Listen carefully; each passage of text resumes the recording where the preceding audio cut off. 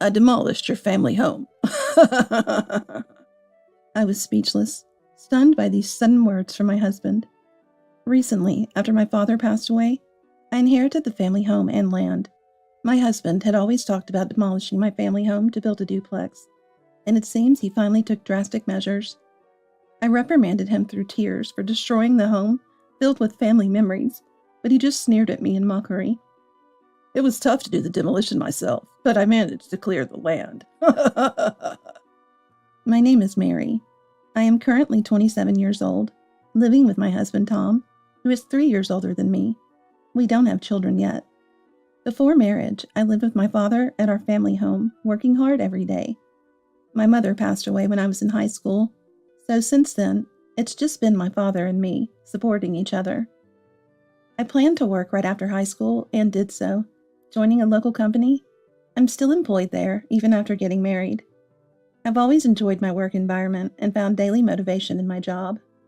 Tom, my husband, is a bit unreliable, but has been kind since we were dating, helping with household chores when he can. Our married life is satisfactory. However, the only problem for me has been the relationship with Tom's parents.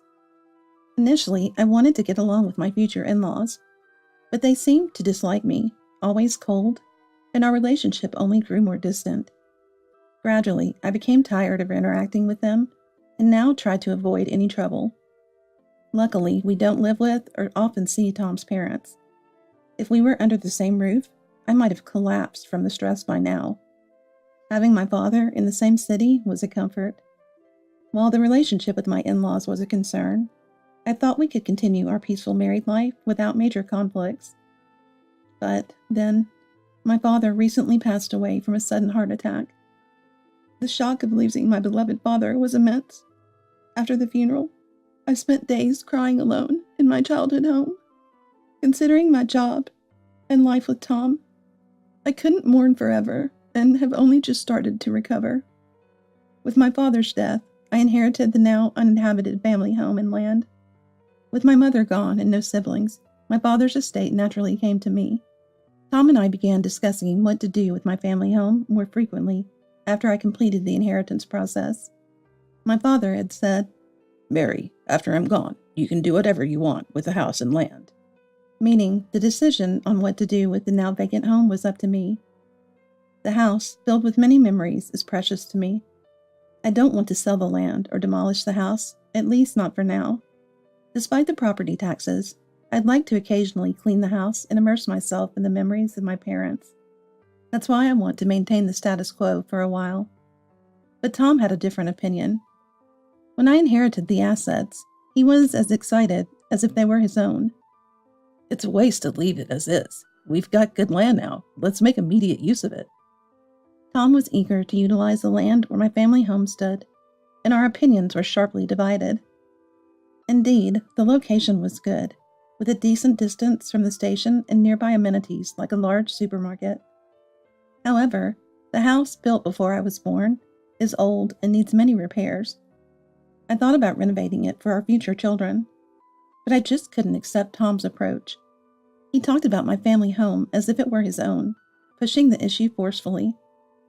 My in-laws also got wind of it and acted similarly. They talked as if we would all move to that land, leaving me, the inheritor, feeling excluded. Watching the jubilant Tom and his parents, I feared they would do as they pleased with my family home. So I repeatedly emphasized to Tom, "That house and land are mine, not yours or your parents. Please don't make any decisions without me."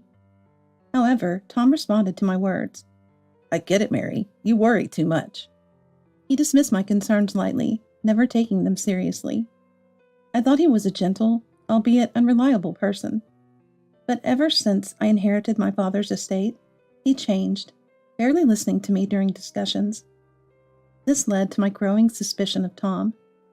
On a certain holiday, amid this situation, Tom left home early to visit his parents, and I was catching up on household chores. However, less than an hour later, he returned with his parents, interrupting my work. While they might be good parents to Tom, given the situation with my family home, I found it hard to interact with them.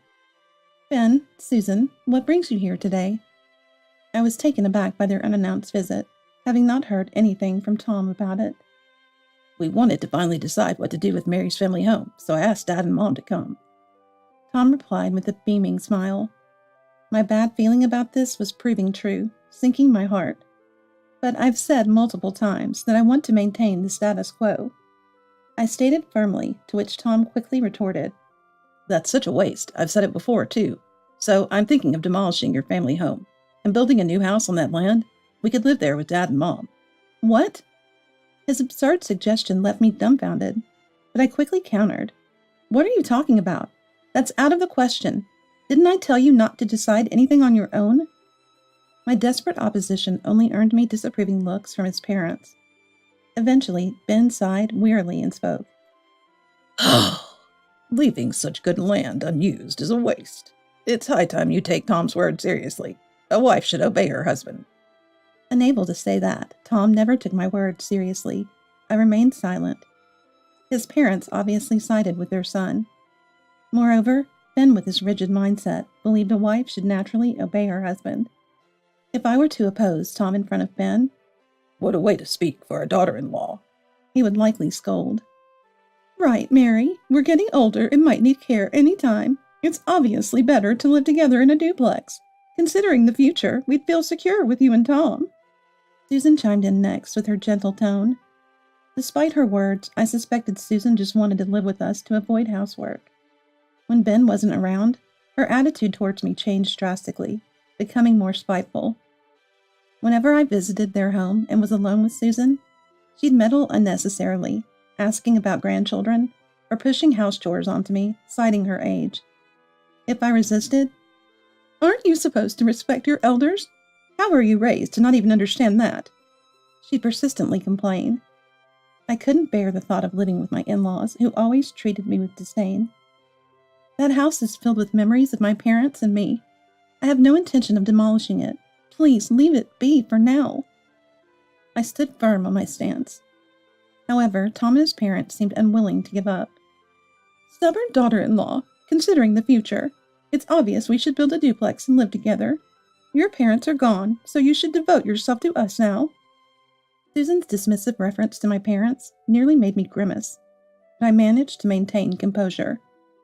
In the end, the day concluded with each of us sticking to our opinions, and his parents left in dissatisfaction. Since then, Tom and I have been at odds over the family home and land. Current house is small, and we should build a bigger one for when we have kids, right? Tom remained adamant about building a duplex. It seemed he just wanted to live in a large house with his beloved parents. I understood the desire to live with one's parents, but I never agreed. I was sure living with my in-laws would only lead to more conflicts. So despite the demolition of my family home, I've consistently and firmly refused the idea of building a duplex every time it came up. This would always sour Tom's mood. As these days went on, our marital relationship gradually worsened, with no progress in our discussions. Whenever I had time, I visited my family home to clean and maintain it. However, during a busy period at work, I couldn't visit for about a month, so I brought my parents' portraits to our current home to keep them during this busy time. I hadn't mentioned this to Tom, as our conversations often escalated into arguments, so I decided to keep it to myself. But what happened next made me glad I had moved the portraits. It was on a holiday, right after the busy period ended. I had expected a relaxing day, but my in-laws unexpectedly visited that morning. It was the first time I saw them since the last discussion about the family home, partly due to my busy schedule. This visit was unannounced, and Tom hadn't informed me about their coming.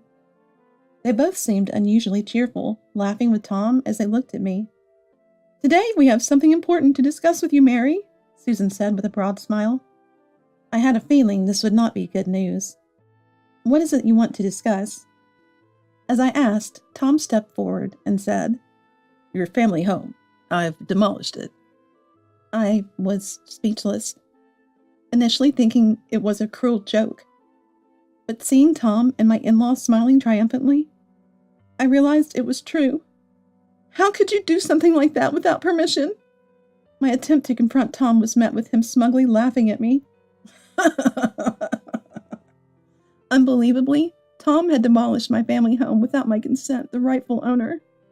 Due to my recent work commitments, I hadn't been able to check on the house. It seemed Tom had seized this opportunity. It was tough doing the demolition myself, but I managed to clear the land. Tom boasted, feigning exhaustion. He had performed the demolition himself to avoid expenses, borrowing heavy machinery from Ben. Ben, who owns a small factory and has several pieces of heavy equipment, lent them without hesitation to help his son clear the land. Why would you do something like that without asking? I've always been against demolishing it. I couldn't forgive Tom and his parents' actions, pleading tearfully. The family home still had many of my parents' belongings, childhood family albums, and other memories. The only thing that survived were the portraits I had brought home. Everything else was gone, like a nightmare. How could you do something so horrible? I will never forgive you for this. I reached my breaking point. Despite my glaring, the three of them maintained their smug attitudes. You were always so indecisive, so I created a catalyst. We can't wait forever for you to change your mind. Tom's attitude was arrogant, as if he had done the right thing. Continuing, he said with a big laugh, So your family's homeland. I've taken it. Laughing as if he owned it. Watching Tom boast like he was the owner filled me with disgust, rapidly extinguishing any love I had for him. Tom and his parents seemed oblivious to the gravity of their actions, and I sighed deeply. What are you talking about? When did I ever say I gave you that land? Without any legal procedures, it's still mine. Tom and his parents looked puzzled, not fully understanding my words. I hadn't gone through any formalities for transferring the land, so I had no recollection of giving the family home or land to Tom. So naturally, demolishing someone else's house without permission is a crime. You might not know because you didn't go through proper contractor, but what you did is punishable by law, I said, and at my words, Tom's expression stiffened. If he had hired a contractor for the demolition, he would have known. I have no intention of showing mercy just because we are a married couple, I continued. Moreover, even as a couple, using heavy machinery on someone else's land without permission is a crime. And it doesn't matter if the machinery belongs to Ben's company. Using it without permission is still a crime. I will definitely sue you for this. Previously, I had researched real estate-related legal offenses for a property I inherited from my father, just in case of any trouble. I never thought Tom would actually resort to such drastic measures.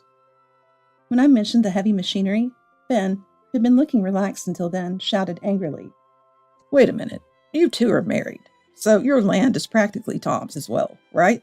Then demolishing that house shouldn't be a crime. I've said it multiple times, but I am the owner of the house, not Tom. Besides, I wasn't even informed or consented to the demolition. What he did is a criminal act, so I will report this to the police. I can't just stay silent after my precious home was destroyed without permission. I replied calmly, and Ben was at a loss for words. He seemed to have taken this issue lightly.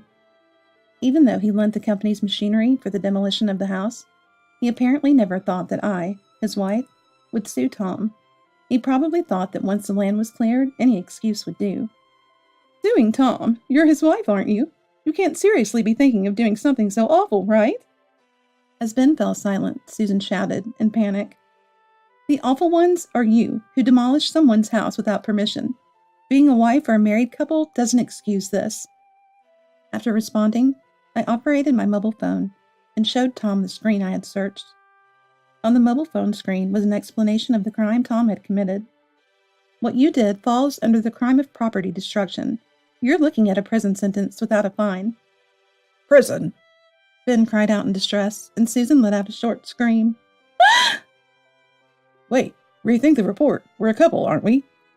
Tom, his face pale, clung to my arm, but I shook off his hand firmly and accused him. That's why you shouldn't use our marriage as an excuse. There's no going back now. My family home is gone, destroyed by you along with all its memories. Then, I declared decisively and decided to report to the police on the spot. I'm calling the police now. It seemed Tom finally realized the irreparable mistake he had made. Arrested? Me? This can't be happening. He mumbled, trembling, and finally collapsed in front of me.